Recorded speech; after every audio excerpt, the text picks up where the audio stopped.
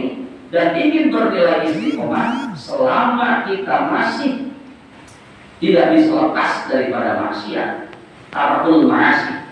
Maka mohon maaf, istiqomah itu tidak berat. Betul ya? Berat pasti. Apa ya? Hikmahnya mungkin gini. Jadi istiqomah itu kan anugerah Pak. Ya, kita istiqomah, tahajud istiqomah, baca sholawat istiqomah, ngaji istiqomah, itu kan anugerah. Dan anugerah itu tidak akan diberikan terhadap orang-orang yang masih terjerumus dalam maksiat. Apa? Ya, itu resep yang pertama. Yang kedua, kalau kita mau istiqomah, kuncinya adalah tarku ma la ya'nihi. Artinya apa Pak? Meninggalkan ma la ya'nihi, sesuatu yang tidak bermanfaat di mata Allah. Nah, jadi kalau kita punya impian ingin istiqomah, omongan kita, perbuatan kita jauh daripada kata bermanfaat, mau yang hidup satu putih manfaat omongan gitu ya. Kemana-mana nulis 3 meter manfaat, tidak ada nilai manfaat, itu sulit kalau istiqomah. Betul kan? Tarku ma la ya'nihi. Itu kita yang mau istiqomah, berhijrah, istiqomah berubah ke arah yang lebih manfaat, lebih baik, lebih maslahat. Resepnya tinggalkan maksiat dan tinggalkan hal-hal yang tidak ada manfaatnya. Ngaji yang manfaat ada Pak? Ada tidak? Ada. Ya, hal-hal yang tidak bermanfaat. Ketika masih dilakukan, ketika masih digemari, resep kene, ya mohon maaf, ini kembali terhadap komitmennya masing-masing. Selama masih suka, sulit untuk melakukan istiqomah dalam ibadah. Nah, satu, kita bisa mengoreksi. Yang kedua, kita sama-sama tidak menunda-nunda untuk amal baik. Dan yang ketiga, bagaimana kita mempersiapkan, mempertahankan istiqomah ketika kita sudah berhijrah.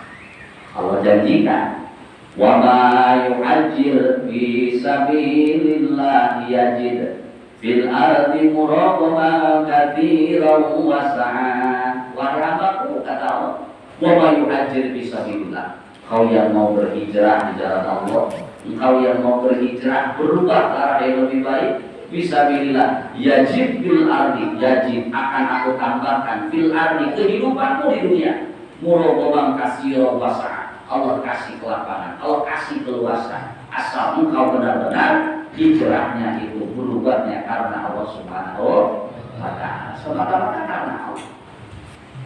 Coba ya. Yang pertama, lanjut Pak.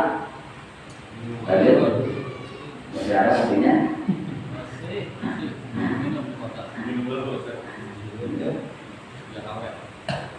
Gitu ya Pak ya. Jadi mudah-mudahan bisa kita cermati bersama. Dan masih dalam momentum kita bahas materi tentang Muharram. Berbicara hijrah, ada panutan hijrah.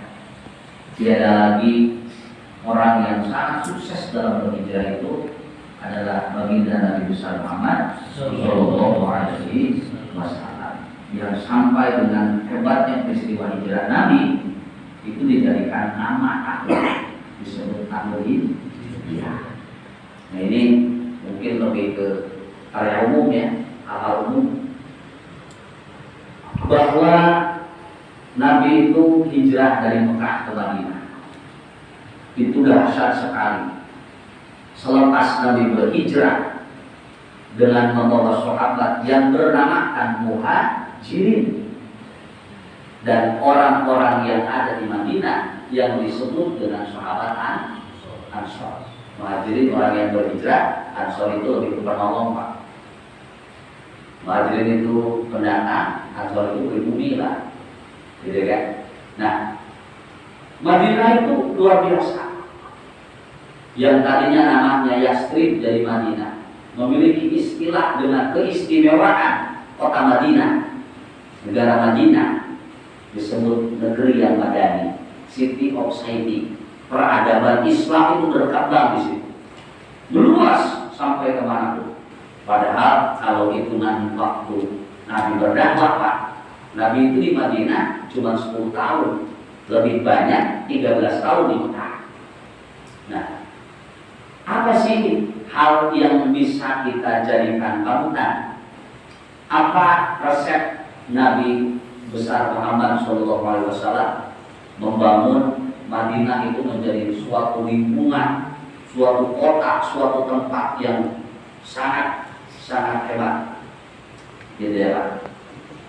Nah, salah satunya adalah dalam Sirah Nabawiyah disampaikan, Nabi itu ketika hijrah ke Madinah, 3 hal yang diperkuat oleh Rasulullah SAW.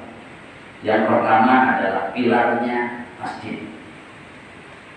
Yang kedua adalah ukhuwah Islamiyah, ukhuwah.